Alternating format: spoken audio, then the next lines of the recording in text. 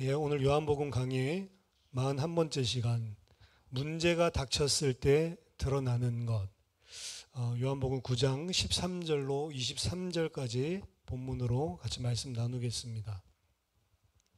지난주에 우리는 예수님께서 날 때부터 맹인되었던 자의 눈을 뜨게 하시는 치유의 이적을 보았습니다.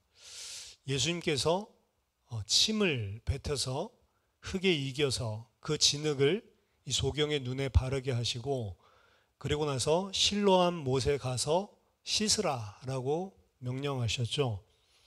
이 예수님께서 이 맹인의 눈을 뜨게 하신 이 사건은 예수님께서 요한복음 7장 8절에 7장과 8장에 나오는 이 세상의 빛 되심과, 그래서 소경의 눈을 열어서 빛을 주셨죠.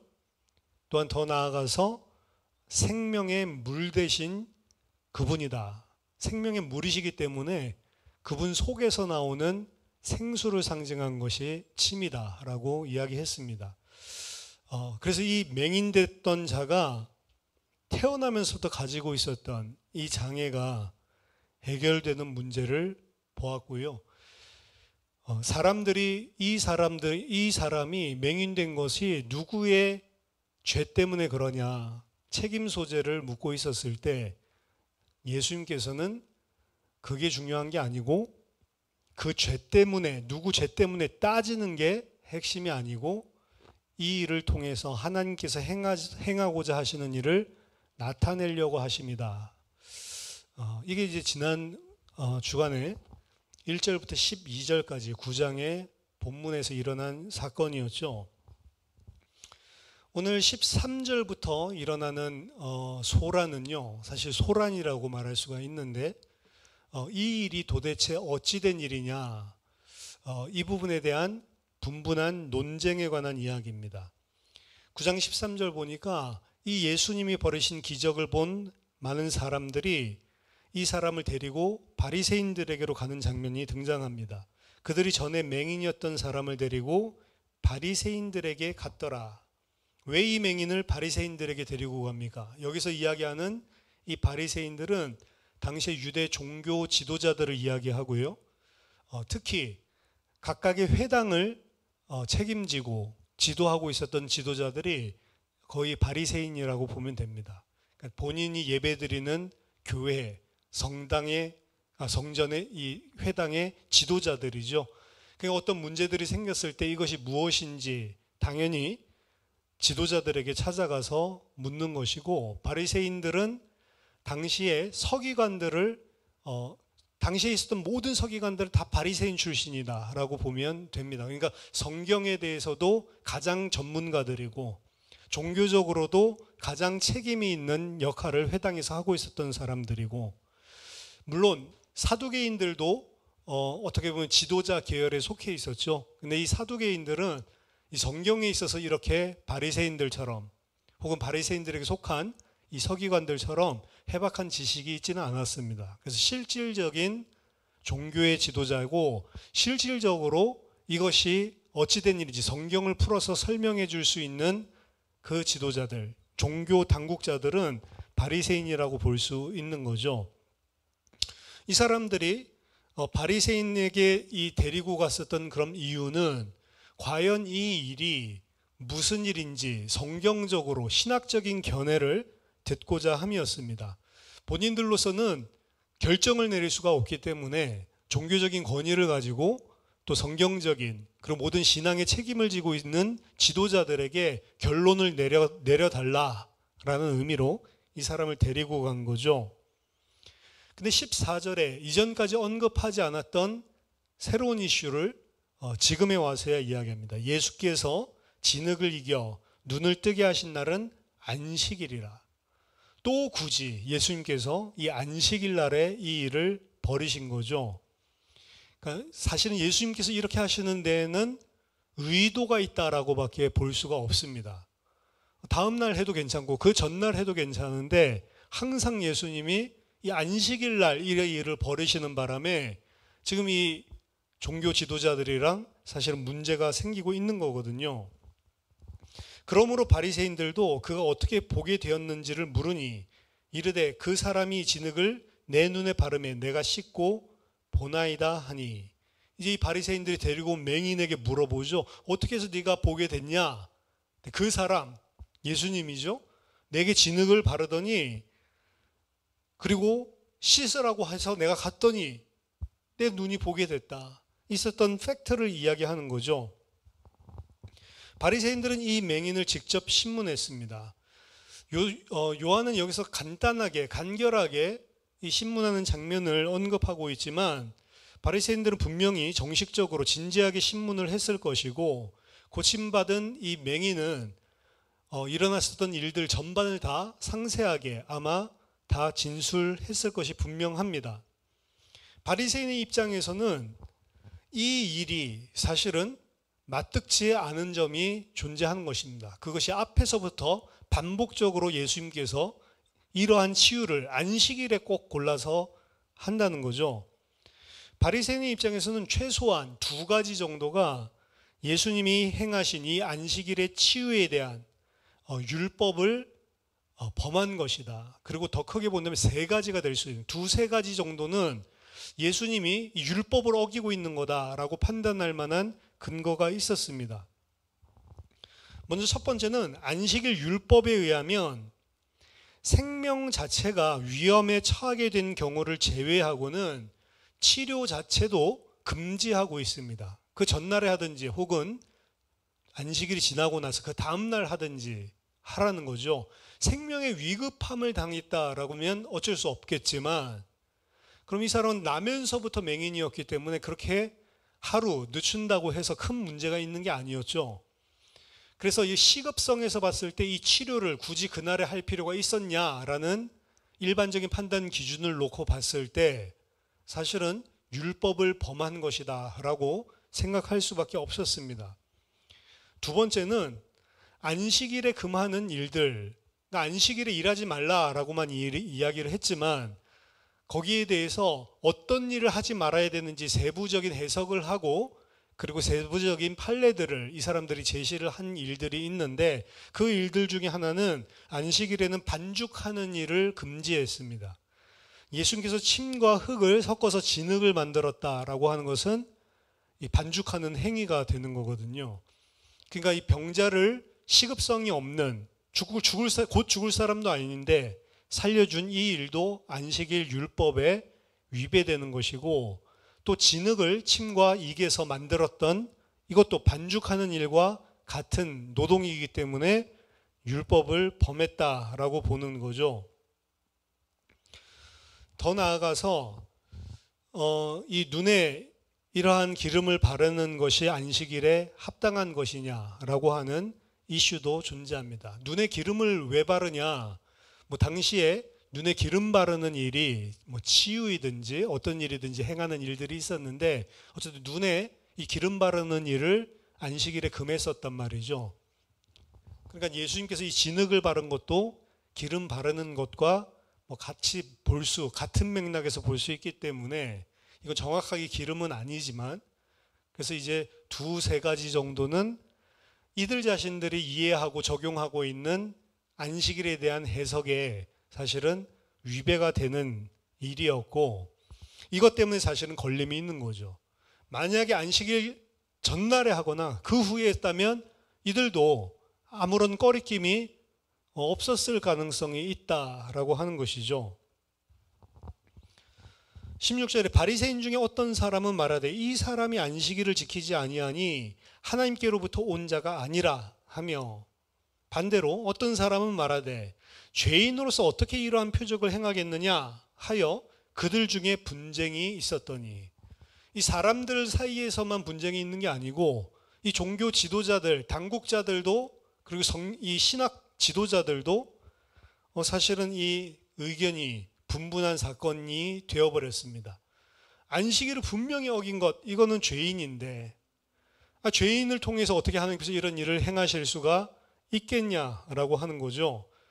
하나님께서 이 사람을 통해서 일을 행하신다는 것은 이 사람이 죄인이 아니라는 증거다. 그래서 이 둘 사이에 사실은 크게 두 가지로 견해가 엇갈려서 사실은 어떻게 해결해야 될지 본인들 사이에서도 합의점이 발견되지 않은 상태였습니다. 슐레터라고 하는 학자는 지금 이 싸우고 있는 두 바리새파가 바리새 안에도 크게 두 개의 학파가 존재했다고 하는데요. 샴마이 학파랑 힐렐 학파.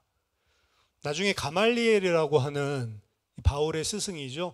이 사람은 이 두 학파를 통합하는 그런 위대한 그런 랍비이기도 했지만 당시에 있었던 이 샴마이 학파와 힐렐 학파 사이에 아마 이 문제가 갈렸을 것이다. 샴마이 학파는 율법을 범하는 자는 누구든지 죄인이다 라고 하는 가장 중요한 신학적인 원리들을 근거해서 추론을 하는 학파입니다. 그러니까 이 사람들은 안식일에 이런 일을 행하는 자는 죄인이다 이렇게 주장하는 사람이죠. 반면 힐렐은 예수님께서 이 행하신 일, 예수가 행한 이 일은 선한 일이 분명하다. 왜? 하나님께서 그에게 이러한 능력들을, 이러한 기적들을 베푸신 것은 하나님께서 그가 하는 이 일이 선하다고 인정해 주었기 때문 아니냐. 일어난 사건, 확정된 사건에 근거해서 추론을 했을 것이다. 이 학파의 성격상. 어쨌든 두 의견 사이에 팽팽한 대립이 바리새파 지도자들 안에서도 일어났던 것입니다. 한 무리는 초점을 안식일에 두고 있는 거죠. 안식일에 대해서 지금 뭔가 문제가 있다. 근데 여기에는 한 가지 생각해 볼 여지가 있습니다. 왜냐하면 안식일에 하나님께서 일하지 말라라고 말씀을 하시지만 과연 이 예수가 행한 일을 일이라고 봐야 되겠느냐라고 하는 여지가 있단 말입니다. 복음서에서도 너희들이 안식일에 나귀나 너희 짐승 가축이 구덩이에 빠지면 이 짐승을 가축을 구해주지 않냐 생명 구하는 이야기를 하거든요. 그럼 이 사람의 생명을 구하는 일이 왜 그런 문제가 되냐라고 예수님께서 지금 행하신 이 안식일에 행하고 있는 일은 뭔가 자기의 육신을 위해서 혹은 자기 자신의 생계를 위해서 욕심을 가지고 그 하는 일이 아니라는 거죠. 도리어 자기 자신을 희생하고 타인을 죽어가는 사람을 살리기 위해서 하는 이것을 노동이라고 봐야 되냐? 근데 본인들도 거기에 대한 판례들은 사실은 가축의 경우라든지 혹은 오늘도 언급드렸지만 생사를 지금 오고 가는 위급한 상황이라든지 이때 적용했었던 예가 있잖아요. 예외를. 그렇기 때문에 사실은 이 부분에 대해서 안식일에 지금 문제가 있다라고만 그냥 터부할 게 아니고 이 부분에 대해서 그럼 진짜로 이게 노동이라고 봐야 되냐, 안식일을 범한 일이라고 우리가 규정할 수가 있는 거냐라는 사실은 좀 논의를 해봐야 되는 겁니다. 그게 더 이성적인 이야기죠. 하지만 이 사람들은 치유의 이적 자체가 하나님께서 그와 함께하는 권위를 적절하게 증명하는 것이 아니다라고 사실은 강하게 생각을 하고 본인들이 늘 해석해왔던 것을 그냥 옳다라고 하는 것을 전혀 재고할 여지가 없다라고 생각하기 때문에 사실은 계속해서 이 주장을 하는 거죠. 다른 한 무리는 예수를 죄인이라고 보기 어렵다. 왜냐하면 오직 하나님의 능력으로만 나면서부터 맹인된 자를 고치는 것이 가능하기 때문이다. 더더군다나 이사야서에 의하면 마지막 때에 주의 종이 오고 여호와의 날이 임하면 보지 못하는 소경의 눈이 띄어질 것이다. 이것을 사실은 예언을 해놨거든요. 그래서 마지막 때 주의 종을 통해서 그러한 일이 일어난다고 한 게 지금 예수라는 사람을 통해 일어나고 있다라고 볼 수밖에 없는 거죠. 그래서 예수가 이러한 이적을 행했다면 이것은 하나님이 약속하신 그 일이 일어난 게 아니냐? 하나님의 능력이 아니냐? 당연히 주장을 할 수가 있는 거죠.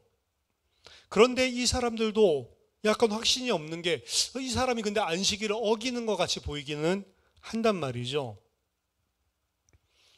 명백하게 하나님께서 이 사람 통해서 일하시는 것이 분명한 것 같은데 문제는 율법에 대한 어김, 근데 이 사람들은 조금 율법에 대한 어김보다는 이거는 사람이 행할 수 없는 일이다, 일어난 능력에 대해서 조금 어떻게 보면은 더 많은 비중을 담고 있는 거죠. 한쪽은 말씀에 좀 더 비중을 담고 있는 거고, 한쪽은 일어난 사건과 능력에 조금 더 비중을 담고 있는 일인데, 이 두 무리 중에 그럼 누가 더 옳은 근거를 가지고 있는가? 사실은 본다면 두 번째 무리는 말씀을 중요하게 보기는 하지만 일어난 이적과 표적의 근거를 강하게 두고 있는 팀입니다. 어떻게 보면 빈약한 추론이에요, 사실은. 일어난 사건들보다도 더 중요하게 생각하면 말씀이 되어야 되기 때문에 그렇습니다. 근데 첫 번째 무리는 오직 하나님의 말씀에 근거를 둔 거죠. 그런 일이 일어났다 하더라도 말씀, 율법이 중요하다. 문제는 그들이 안식일에 대한 해석이 올바르다면 그들의 추론이 맞을 겁니다. 근데 중요한 것은 그들이 안식일에 대한 해석을 지금 잘못하고 있는 것인데, 자기 자신들이 잘못하고 있다는 것은 전혀 생각하지 못하는 거죠. 지금 이들이 이해한 안식일에 대한 하나님의 말씀의 해석은 예수님이 지금 행하신 이런 일들 하면 안 된다라고 하는 게 자기들의 해석이에요. 이거는 성경에 안식일에 눈먼 자 눈을 뜨게 해주면 안 된다, 이런 규정이 정확하게 나온 게 아니기 때문에 어떻게 보면 적용의 측면이죠. 근데 그 일을 사실은 이 사람들이 잘못 해석하고 있는 건데, 문제는 자기들의 이해가 잘못되고 자기들의 해석이 잘못되었다고는 아예 생각 자체를 안 하는 겁니다. 자기네들이 무조건 옳아, 성경 해석이. 예수님은 무조건 율법을 어기는 거야. 어기는 게 아닌데도 어긴다고 이 사람들이 생각을 하고 있는 거죠. 의견이 분분한 가운데 이 사람들이 맹인되었던 자를 불러서 다시 묻습니다. 17절. 이에 맹인되었던 자에게 다시 묻되 그 사람이 네 눈을 뜨게 하였으니 너는 그를 어떠한 사람이라 하느냐. 이 종교 지도자들이, 신학 박사들이, 성경의 전문가들이 답이 안 나니까 이 일을 체험한 맹인에게 묻습니다. 너는 그 사람을 누구라고 하냐? 그 사람이 대답합니다. 선지자니이다. 종교 당국자들은 자기들 간의 견해가 헷갈리고 입장이 서로 팽팽하기 때문에 신학이나 성경을 잘 알지는 않지만 그 일을 체험했었던, 직접 경험한 사람에게 묻습니다. 그리고 이 맹인은 요한복음 5장에 나왔던, 지난주에도 말씀드렸죠, 베데스다의 병자와는 달리 즉시 예수의 편을 듭니다. 그분은 선지자입니다. 이 맹인은 원래 예수님을 11절에서 사람들이 예수라 부르는 그 사람이 내 눈을 뜨게 했다라고 이야기를 했지만, 지금은 조금 더 그 예수에 대해서 생각해보고 조금 더 발전된 사실은 견해를 내놓습니다. 아직 그리스도라고 이야기를 하지는 않지만, 혹은 그 선지자라고 말하지는 않지만 그분은 선지자다. 선지자라고 이야기를 하는 것은 예수님이 바로 하나님이 보내신 일꾼이다라고 하는 것을 내포하고 있는 것입니다. 하나님이 보내신 자가 선지자예요. 선지자는 특별한 능력을 가지고 있는 사람이 아니고 하나님의 백성에게 중요한 일을 하게 해 위해서 하나님께서 택해서 보내신 자라고 하는 개념인 거죠. 이 맹인은 지금 이 일어나고 있는 사건들, 사람들의 이러한 많은 논쟁들 가운데에서 본인도 그 사태 속에서 나를 고치신 이 예수라는 분이 어떤 분인가 고민하고 생각을 해봤겠죠. 그리고 이 깊이 생각하면서 사실은 육적인 눈만 열렸을 뿐만 아니고 영적인 눈도 점차적으로 열려지고 있는 것을 보게 됩니다. 아직 온전하진 않았지만 그 안에서 발전이 일어나고 있는 거죠. 점진적으로 영적인 눈 또한 지금 열리고 있는데 그분은 선지자입니다. 그는 율법의 세세한 규정에는 관심이 없었고요. 단지 자신의 삶 속에 하나님의 역사가 일어난 것을 분명히 체험하고, 그리고 그 일을 행한 자는 평범한 자가 아니고 하나님께서 보내신 자일 수밖에 없다라고 하는 결론을 가지게 된 것 같습니다. 이 사람의 눈은 점점 더 활짝 열려지고 있었고요. 오히려 그를 신문하고 있었던 자들이 본인들이 해석해 놓은 성경, 본인들이 해석해 놓은 율법, 본인들의 신학 때문에 눈이 가리워서 보지 못했던 거를 사실은 이 사람은 한층 더 분명하고 또렷하게 보는 그런 성장이 일어나고 있음을 보여주고 있습니다.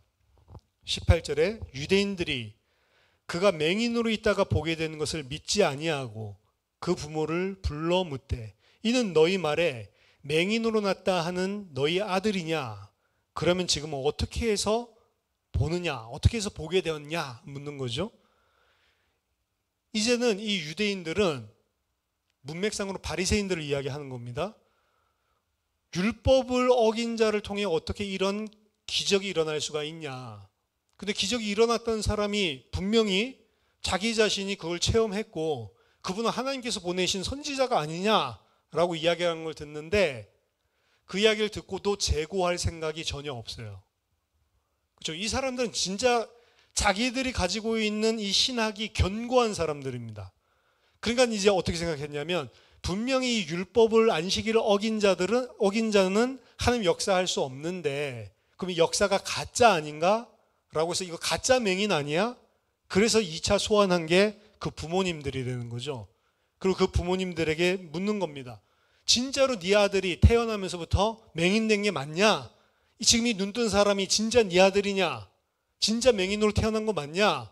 그러면 맹인이었는데 지금은 어떻게 얘가 보냐? 맹인이었던 게 거짓말 아니야? 라고 추론하게 되는 거죠. 여기에서도 이 추론하는 이유 자체가 자기들이 가지고 있는 말씀에 대한 잘못된 견해가 없다. 그거는 아예 추호의 의심을 안 하고 있는 거예요.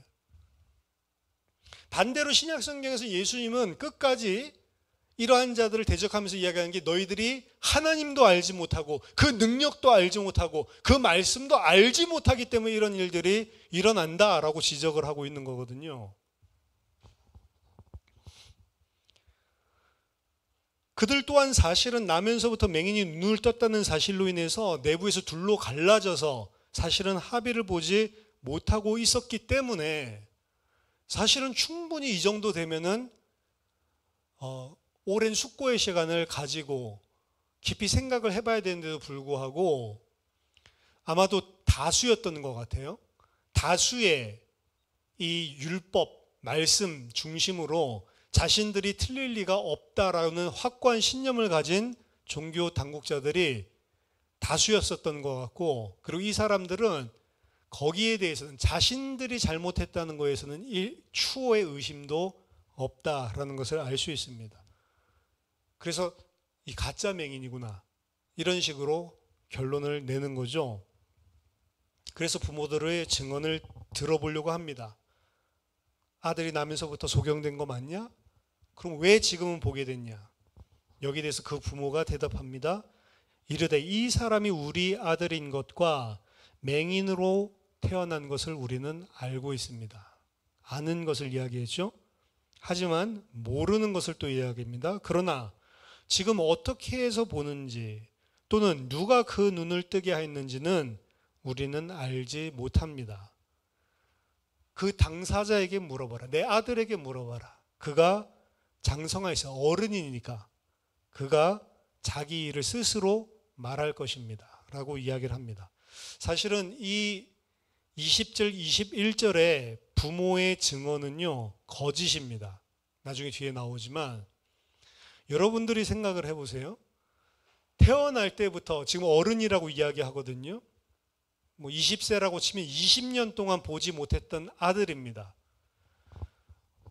내 자식이 눈을 보지 못한다, 앞을 보지 못한다라고 하는 그 부모의 심정은 진짜로 말로 하지 못하는 그런 아픔입니다. 상처입니다. 여기서 나면서부터 맹인이 된 거죠.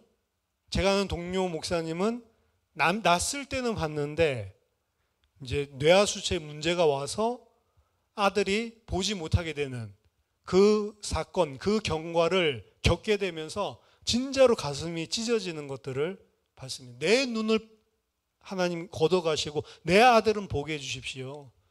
나는 40년 이상 봤으니까 볼 거 다 봤고 내 아들은 보게 해달라고. 눈물 흘리면서 가슴 찢으면서 기도하는.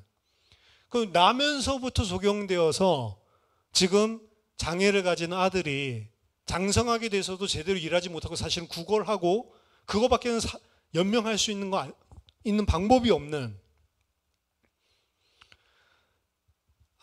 이 자식이 만약에 이 장애를 가지고 있다면 그 부모님들이 보통 뭐를 소원하는 줄 압니까? 자식이 스스로 생존할 수 없을 것 같은 뭐 정신적인 장애라든지 혹은 신체적인 장애를 가지고 있는 그런 부모님들은요, 내가 얘보다도 하루라도 더 오래 살게 해주세요. 이게 꿈이라고요. 왜냐하면 책임져 줄 사람이 없으니까, 너무 내 아들 불쌍하니까. 사실 그 아픔을 가지고 평생을 살아오신 분들이라고요. 그런데 그 아들이 어느 날 눈을 뜨고 돌아왔다고요. 지금 이 유대 당국자들 부르기 전에 이미 아들이랑 조우했다는 것들을 알 수 있습니다. 아들이 낳았다는 것뿐만 아니고 이미 다 알고 있었어요. 여러분, 그 아들이 눈 뜨고 왔는데 얼싸안고 울고 감격하고 하지 않았겠습니까? 어떻게 해서 네가 눈을 떴냐? 말 안 했겠습니까? 다 했죠. 근데 이 부모님들은 정작 다 알고 예수가 어떤 일을 하고, 왜냐하면 이 맹인이 증언한 증언을 보면 이미 이 사람은 그 레파토리를 딱 가지고 있어요. 내가 어떻게 해서 눈 떴는지, 누가 나에게 이런 일을 했고, 그리고 그분이 나에게 무슨 명령을 했고, 내가 그것을 순종해서 행했을 때 나에게 일어난 일을 분명히 맥락을 가지고 사실은 증언을 한 것을 이미 보여주고 있기 때문에 이 사람은 당연히 그 누구보다도 제일 먼저 그 아파에 있는 부모님, 맹인이더라도 그 아파하고 자기를 갖다가 염려하는 부모님을 모르는 게 아니잖아요. 가장 먼저 달려가서 어머니 아버지 모셔놓고 자기가 눈 뜨게 됐다고 온 가족이 아마 눈물 흘리면서 감사하고 감격하고 기뻐했을 것이고, 어떻게 해서 이렇게 된 경과를 다 이야기했을 것입니다. 근데 이 부모는 분명히 내 아들인 거 맞고 맹인으로 태어난 것도 맞고 눈 뜬 것도 맞는데 어떻게 눈을 떴고 누가 이렇게 했는지 나는 알지 못한다라고 이야기하거든요. 그럴 가능성은 없습니다. 근데 왜 이 부모는 그 사실을 전혀 모른다고 합니까? 22절에 그 부모가 이렇게 말한 것은 이미 유대인들이 누구든지 예수를 그리스도로 시인하는 자는 출교하기로 결의하였으므로 그들을 무서워함이로라. 이러므로 그 부모가 말하기를 그가 장성하였으니 그에게 물어보소서 하였더라. 이유는 요거죠. 자, 여기 보면 유대인들의 이중성이 나오는데요. 이 유대인들은 아직 신학적인 결론이 난 것도 아니에요. 성경의 기준에서 무엇이 옳은지 본인들 사이에서도 의견이 분분한 상태였는데, 그 의견이 분분한 상황을 가지고 유대교에서 만약 예수를 하나님이 보내신 그 선지자로 인정하는 자는 출교하기로 다 결의를 해놓고 공포를 해놓은 상태입니다. 그러니까 이제 이 일을 통해서 이 부모님들은 혹시 자신들이 출교를 당하지 않을까라는 두려움이 임한 것이죠. 이 부모는 유대교에서 출교될 것을 두려워하여 아들의 고침받은 경과에 대해 아는 것을 모른다라고 지금 증언하고 있는 것입니다. 당시에 있었던 이 유대인들, 당시에 있었던 유대교에서 출교된다는 것은 오늘날 너 오늘부터는 우리 교회에 오지 마, 이런 수준이 사실은 아닙니다. 유대교에서 출교당한다는 당시적인 의미는 종교적으로 이제 회당 나갈 수 없다, 이게 아니고요. 유대인들 속에서 종교적으로, 사회적으로, 문화적으로, 경제적으로 모든 것에서 고립되고 퇴출된다는 이야기입니다. 살 수가 없는 거예요, 사실은. 생존의 위협까지도. 그동안 자신이 자라온 모든 커뮤니티에서 퇴출되는 것을 의미했기 때문에 사실은 두려워할 만한 거죠. 더 놀라운 것은 바리새인들 또한 왜 자신들 안에서도 의견이 제대로 확립되지 않은, 결론이 도출되지 않았음에도 불구하고 이미 예수에 대해서 적대적인 의견들을 앞에서부터 계속 가졌죠. 그리고 왜 예수를 축출하려고 결의를 하고 사람들에게까지 이미 다 공포를 했습니까? 사실 이거 제대로 법적으로 본다면 틀린 일이잖아요. 아직 결론 난 것도 아닌 일인데 신학적으로 이렇게 하는 건 상당한 문제거든요. 신학적으로 논의해야 될 것들을 제대로 논의하지 않고 그냥 막무가내로 이런 식으로 하는 것들은 어떻게 보면 교회 안에 오래된 고질적인 병폐고 문제입니다. 오히려 이것이 교회의 건강을 해치는 경우들이 많아요. 근데 이들도 이러한 일들을 행하고 있다는 거죠. 그럼 아직 의견 일치를 보지 못한 상태에서도 출교라는 종교적인 조치의 결의를 이미 내린 이유, 사실 유대교 안에서 종교적으로 가장 큰 처벌이거든요. 아직 성경적으로 신학적으로 맞는지 틀리는지 결론도 안 나오는데 왜 이 조치부터 바리새인들은 행했나? 이것 또한 두려움 때문이었습니다. 부모도 지금 두려워서 이렇게 하고 있는 거고요. 바리새인 또한 두려움을 가지고 있었습니다. 바리새인들은 무엇이 두렵습니까? 나중에 보면 이 바리새인의 두려움들은 점점 더 사실은 실제화되어 가는데요. 가장 클라이맥스를 이룬 것이 죽었던 나사로가 살아난 사건이었습니다. 그때 바리새인들이 한 말을 보면요. 요한복음 12장 19절 바리새인들이 서로 말하되 볼지어다 너희 하는 일이 너희 하는 일이라는 거 예수의 일을 반대하는 거. 너희 하는 일이 이제 다 쓸데없게 됐다. 봐라 온 세상이 이제 그를 따르는도다. 이제 다 예수를 따르게 됐으니 이제 어떤 노력을 해도 별 소용이 없다라고 자조 섞인 이야기를 바리새인들이 하는 이야기를 보여주죠. 이들이 두려워하고 있는 건 뭐냐? 그렇다면 사회적인 종교적인 기득권입니다. 예수라는 이분이 나타나면서 본인들이 차지하고 누려왔었던 종교 지도자로서의 기득권이 흔들리기 시작하는 거죠. 어떻게 가진 자들이 가진 것을 뺏기지 않기 위해서 자신들이 가지고 있는 신학에 어떠한 의문을 제기할 수 있는 사관을 덮어버리고자 하는 겁니다. 이거는 재고를 해봐야 되잖아요. 오랫동안 바리새인들이 쌓아온 율법에 대한 해석이 있다 하더라도 지금 일어난 이 사건이 있으면 우리가 잘못 해석했나? 근데 그거 인정하기가 싫은 거죠.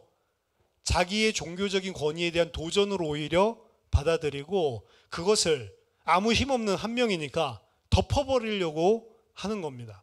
그 배후에는 본인들이 가지고 있었던 기득권을 놓치지 않으려는 욕심 플러스 그 욕심은 두려움이 돼. 부모도 마찬가지로 축출되는 걸 두려워하지만 자신들도 본인이 있는 그 자리에서 축출되는 것을 두려워하는 두려움이 둘 다 사로잡고 있는 거죠. 부모도 그렇고 종교 지도자들도 그렇고. 오늘 본문에서 두려워하지 않았던 사람은 단 한 사람입니다. 고침을 받은 맹인이죠. 성경 66권에 가장 많이 등장하는 프레이즈가요. 사랑해라가 아니고요. 두려워하지 말라라고 합니다. 압도적으로 많은 단어가 두려워하지 말라. 그 말은 인간에게 두려워할 상황이 많다는 것입니다. 근데 정말로 하나님의 백성이 많냐? 그러면 너희는 두려워하지 말라라고 하는 거죠. 근데 인간들은 지금 다 두려워합니다. 힘없는 부모도 두려워하고 힘 있는 바리새인들도 두려워하고. 그런데 단 한 사람 예수님으로부터 치유받은 이 맹인은 두려워하지 않다. 본문에서. 자, 오늘 이 본문 가지고 세 가지 생각해 보겠습니다. 먼저 첫 번째는 하나님의 말씀이 중요합니다. 성경이 중요한데요. 그게 기준이고 그게 핵심인데 진짜 중요한 것은 그 성경을 어떻게 해석하냐, 바른 해석이 더 중요하다는 거. 모든 이단들도 다 성경을 가지고 합니다. 똑같은 성경이지만 해석에 따라서 이단 사이비도 등장을 하고요. 이단 사이비가 아니더라도 신앙의 색깔이 결정됩니다. 율법주의, 기복주의 이것도 다 성경에 있는 말씀 가지고 이야기를 한다고요. 복받아라 그냥 복받아라가 아니고 성경에 있는 그 복받아라라고 하는 것들 찾아내가지고 복받아라 이야기를 하는 거거든요. 율법주의, 신비주의, 기복주의, 우리가 생각할 때 잘못됐다라고 하는 모든 신앙의 색깔들도 다 성경을 기준으로 하고 있다. 그럼 뭐가 중요하냐? 성경이 중요한데 성경을 바르게 해석하는 게 중요하다는 거죠. 요즘의 한국 교회 신학교나 이 사이에서 지금 논쟁이 크게 일어나는 게 창조론과 진화론의 싸움입니다. 그러니까 창조론을 지지하기 위해서 과학자들의 프레임을 씌워가지고 성경은 과학적이다라고 하는 게 창조 과학회거든요. 그래서 성경에 있는 이 모든 것들이 다 역사적으로, 과학적으로 분명한 일이다라고 이야기를 하고, 이 사람들은 문자적인 해석을 지지를 하고 6일 만에 세상이 딱 문자적으로 24시간 6일 만에 창조되었다라고 성경은 과학적으로 증명이 될 수 있다라고 이야기를 하고, 지구도 지금 뭐 46억 년 이게 아니고 6천 년밖에 안 됐다. 젊은 지구 세대론을 주장하는 과학자들이에요, 이 사람들도. 근데 거기에 대해서 성경은 하나님께서 창조하셨다라고 하는 것을 당시 고대 근동 사람들이 잘 아는 이야기를 통해서 너희들이 생각하는 그 하나님, 신, 그건 가짜고 진짜 하나님은 이런 하나님이야. 이 하나님이 말씀으로 모든 것을 창조하신 것이고 무슨 신들끼리 싸워가지고 힘겹게 어려내고 그런 것들이 아니야.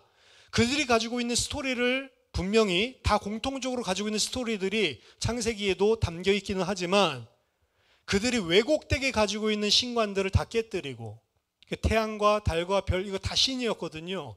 그거 하나님이 만들어 놓은 그냥 광명체야. 이렇게 설명을 하는 거죠. 그 하나님은 무슨 힘겹게 띄어막히라고 해서 신들끼리 싸워가지고 겨우 이겨서 세상을 창조한 게 아니고 그냥 말씀 한마디에 물도, 말씀 한마디에 모든 것들이 다 복종하는 이런 분이 창조주 하나님이야. 이 이야기를 하고 있는 게 창조 이야기지, 진짜로 딱 문자적으로 6일 만에 일어났다라는 게 아니다라고 이야기를 하는 겁니다. 그러면서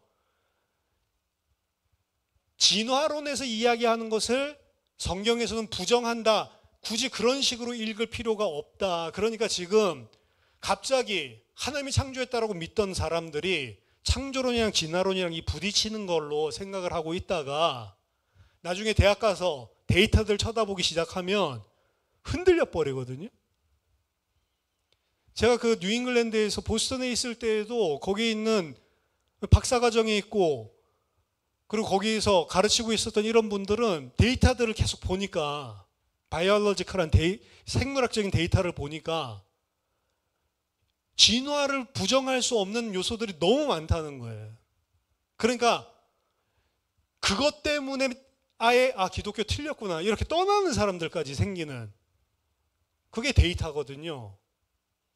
이건 마치 중세교회 때 천동설 주장하면은 지동설을 주장하면 미친놈이라고 하고 이단이라고 하고 성경에서 지동설, 태양이 움직인다고 했는데 이런 식으로 주장했던 사람들의 맥락이랑 똑같은 거라고 보는 겁니다. 그래서 진화론이랑 창조론은 서로 부딪히는, 둘 중에 하나 택하는 그런 개념이 아니다. 창조 이야기에서는 창조의 방법, 모드에 대해서 이야기하는 게 아니다.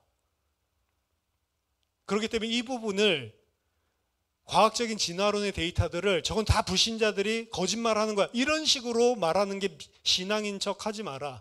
창세기 1장은 그거 이야기하는 게 아니다라고 주장하는 겁니다. 둘 중에 뭐가 더 맞냐? 그거 가지고 지금 싸운단 말이죠. 그런데 지금 이제 문제되고 있는 것들의 갈등의 수치가, 텐션이 더 높아지는 거는 이제 이 후자 쪽, 진화론을 그냥 창조로 배격하는 거로 보지 마라. 성경에서는 이 진화론은 틀렸다 이런 식의 이야기를 하고 있는 책이 아니다 라고 하는 사람이 이제 진화를 옹호하는 거야. 그럼 너는 이제 이렇게 해가지고 테니언대, 전임 교수인데 그냥 신학교에서 잘라버리는 일이 발생을 한 거죠. 제가 봤을 때 안타깝습니다. 그 사람들은 전부 다 신학교인데요. 신학교의 창조과학회의 그 이론을 가르쳐요. 말도 안 되는 이야기거든요. 창조과학 이야기가. 그 사람들은 문자 그대로 해석한다고 하는데 그럼 창세기 1장 2절에 궁창, 라키아는 문자 그대로 어떻게 해석을 합니까? 라키아는 딱딱한 판이에요. 공중에 딱딱한 판이 없잖아요. 그 딱딱한 판 위로 위의 물, 아래로 아랫물로 나누고 있는데 적어도 라키아만큼은 비유적으로 해석을 해야 되는 거예요. 고대 근동에서 가지고 있었을 때에는 그 사람들 가진 생각은 이 공중 위가 라키아, 하늘이 궁창이 있다고 생각해요. 돔이 있다고 생각을 했어요. 얼음 재질, 이 수정 같은 재질로 만든 투명한 돔이 있다라고 생각을 했다고요. 그리고 태양이나 달들은 거기에 다 홈이 있어요. 그리고 레일이 있어요. 거기에 박혀가지고 그 길을 따라서 횡도, 황도 움직인다라고 생각을 했거든요. 근데 실제로 있냔 말이죠. 그 라키아 판이. 그건 어떻게 해석합니까? NIV 같은 데 보면은 라키아 판이라고 하면 실제로 없으니까 뭐라고 해석해놨냐면 딱딱한 판이라고 해석해 놓지 않고 라키아를 expanse라고 해놨어요. 텅 빈 공간, 대기층 같이 이런 식으로. 그건 의역이죠. 그러니까 비유적으로 해석하지 않으면 안 되는 영역이 라키아 하나만 보더라도 분명히 존재를 하고 있다고요. 모두를 이야기하고 있는 게 아닙니다. 그리고 고대 근동의 책이지 과학책이 아니에요. 현대과학책이 아니에요. 계속 이걸 현대과학으로 맞아야지 하나님 말씀이다라고 주장을 하면요, 성경을 현대과학적인 수준으로 현대과학자들의 판단으로 모든 걸 재단할 수밖에 없는 겁니다. 현대과학에 안 맞는 이야기가 나와도 성경은 성경인 거예요. 왜? 성경은 과학을 그리고 우주를 어떻게 만들었는지 그 기원을 설명하고 모두를 설명하기 위한 게 아니니까. 성경은 뭘 위해서 준 겁니까? 우리 생명을 살리려고 준 책이에요. 세계가 어떻게 만들어졌는지, 그래서 창세기란 이름 자체가 틀렸다는 겁니다. 어떻게 세계를 창조했는지 이야기가 아니에요. 이 창세기는 원래는 베레시트잖아요. 브레시트이라고 읽는 게 더 맞는데, 브레시트이라고 하는 책, 태초에 그냥 그렇게 불렀죠, 유대인들은. 브레시트이에요. 근데 창세기에 그러니까 세상을 창조한 이야기 이런 식으로 우리한테 들리는 거죠. 세상 창조한 이야기를 하려고 하는 게 아니고, 세상을 창조하신 창조주가 하나님이고 그 하나님이 어떤 분이며 그 하나님이 너희에게, 그 죄인에게 어떻게 구원의 길을 여시는지를 설명해서 우리에게 생명을 주는 책이 성경인 것이지 과학책이 아니란 말이죠. 요한복음은 우리가 보고 있죠. 요한복음의 기록 목적도 딱 한 가지입니다. 요한복음 20장 30절 31절 예수께서 제자들 앞에서 이 책에 기록되지 아니한 다른 표적도 많이 행하셨으나 오직 이것을 기록함은 너희로 예수께서 하나님의 아들 그리스도이심을 믿게 하려 하며 또 너희로 믿고 그 이름을 힘입어 생명을 얻게 하려 함이니라. 그러니까 우리 교회 성도님들은 창조과학회 이런 거, 이 강의 이거 보지 마세요. 순 헛소리입니다. 거기서 과학 조금만 아는 사람들 들어가면 그 사람들 거 하나도 설득 안 돼요. 설득력 하나도 없는 거예요. 전부 다 그 예외적인 것들만 막 해가지고 무조건 반론을 다 내세우고 마치 옳은 것처럼 이야기하는데 과학자들 바보가 아닙니다, 사실은. 그리고 굉장히 합리적이고 논리적이고 이 사람들이 반론 제기하고 있는 거 그런 것들도 있다는 것들 다 인정하면서도 데이터들을 보고 판단을 하는 거예요. 근데 그 어떤 것도 어떻게 하나님께서 창조하셨는지를 설명해 줄 수 없어요. 성경이 그걸 이야기해 주냐? 그거 이야기해 주는 책이 아닙니다. 성경에서 중요한 건 하나님이 다 창조하셨고 진화를 통해서 하시든 일시적으로 하시든 하나님께서 창조하셨다. 이게 포커스지 어떻게 창조했다 이야기하는 책이 아니에요. 지구가 6,000년이다. 이거 이야기하는 책이 아니라고요. 그럼 나중에 알고 보니까 지구가 46억 년 혹은 46억 년 아니더라도 1,000년, 만년 됐다라고 하면 그 성경이 틀린 겁니까? 6,000년이 아니고 만년이면? 말도 안 되는 소리예요. 성경 해석이 중요하다. 성경은 어떻게 봐야 되냐? 생명을 주시기 위해서, 구원하시기 위해서 주신 책이다. 구원 역사 전체 그림 속에서 성경을 봐야 되는 겁니다. 그 속에서 지구가 6천년 됐다, 이거 중요한 게 아니란 말이에요. 두 번째, 오늘 본문에서는 죄의 본질에 대해서 우리에게 적나라하게 보여주고 있습니다. 결국 이 죄의 본질은 이기주의, 나중심적인 사고예요. 예수님도 사실은 내 아들을 갖다 고쳐준 분이잖아요. 그러면은 좀 양심이 있으면 그 예수님이 이 아들을 낳도록 하나님께서 사용하신 인물이다. 자기 아들 때문에, 자기 아들이 지금 눈을 떴잖아요. 그 정도 서포트 해줄만 하지 않아요? 근데 예수님도 아니고요. 심지어는 아들도 아닙니다. 결국에 가서는. 아들에게 물어보시오.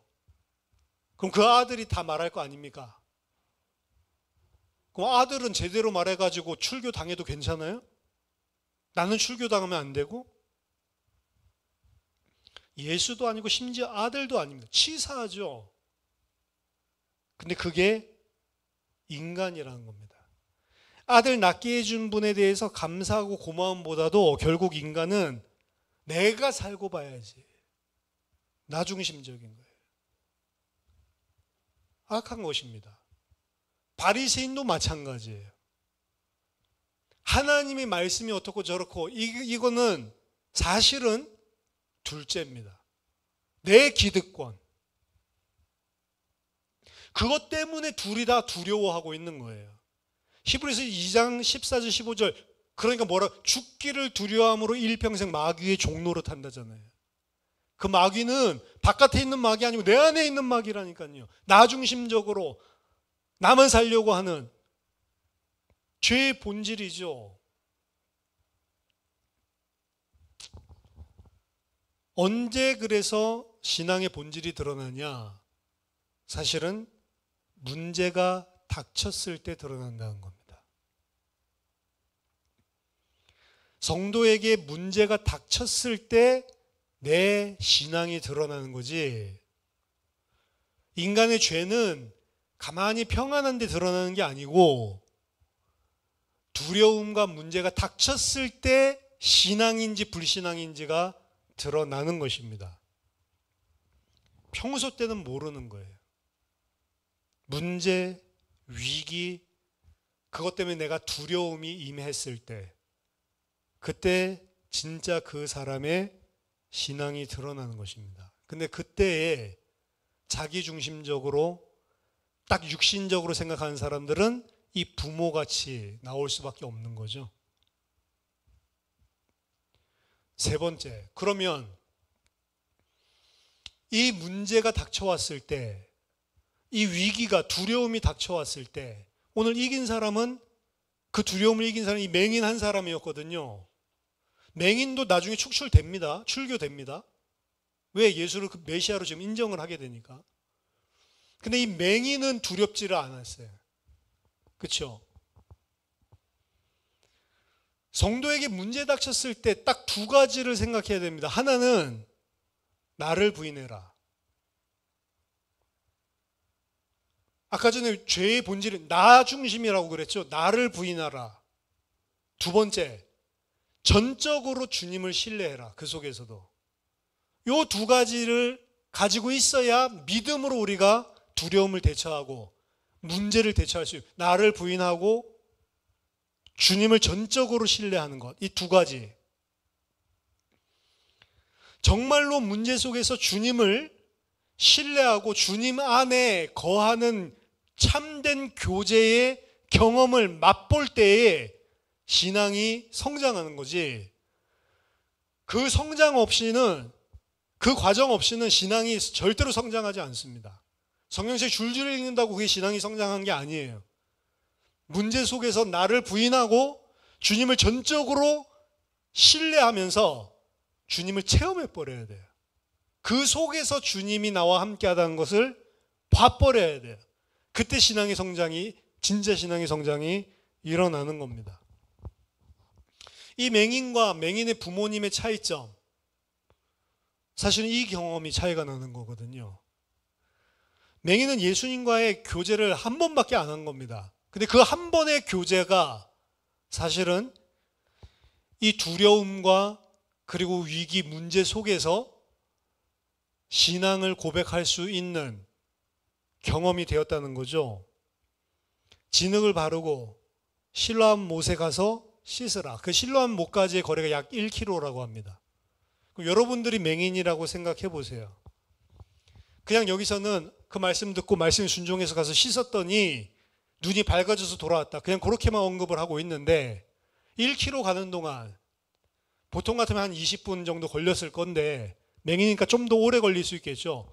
30분, 40분, 1시간 걸렸다고 칩시다. 가면서 도대체 이 사람이 나한테 왜 진흙을 발랐으며 왜 씻으라고 하는 거냐.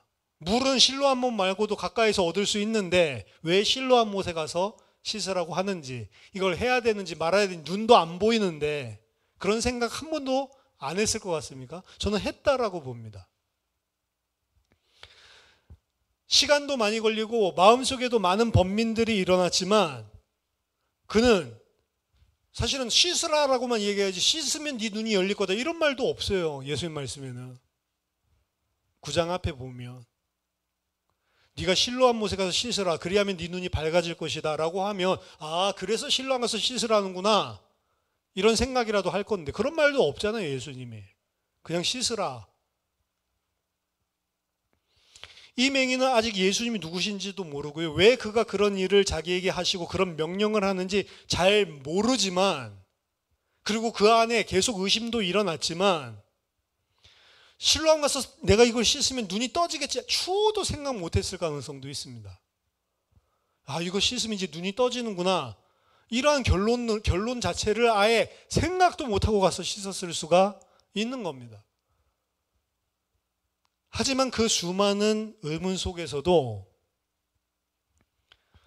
그 이제 실로암 명령하기 전에 진흙 바르고 명령하시기 전에 보면 예수님이 뭐라고 이야기하시냐면 내가 세상에 있는 동안에는 이 세상의 빛이다 라고 하는 말씀하시거든요.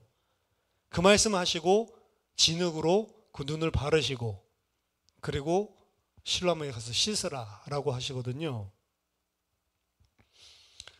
내가 세상에 있는 동안에는 이 세상의 빛이다 라고 한 그분의 말씀, 그분의 명령에 순종한 것입니다. 짧은 시간 동안 수많은 생각이 오고 갔지만 그럼에도 불구하고 그 말씀의 명령을 순종한 것입니다. 그리고 순종했을 때 밝은 눈을 가지고 돌아오게 된 거죠. 이 한 번의 경험, 이 경험은 맹인만 하는 것이 아니고요. 오늘날 우리들도 하는 겁니다. 문제가 닥치거나 두려움이 닥치거나 위기가 오면 우리도 경험해야 되는 거예요. 근데 대부분 경험을 안 합니다. 경험하는 방법은 뭐라고요? 나를 부인하고 전적으로 나와 함께 하시는 주님을 신뢰하라 라고 하는 거거든요. 그러지 않고 어떻게 하죠? 두려워하고 불안해하고 인본주의, 육신적인 방법, 거짓 이런 걸로 다 땜빵하면서 넘어가 버리는, 절대로 신앙의 성장이 없습니다.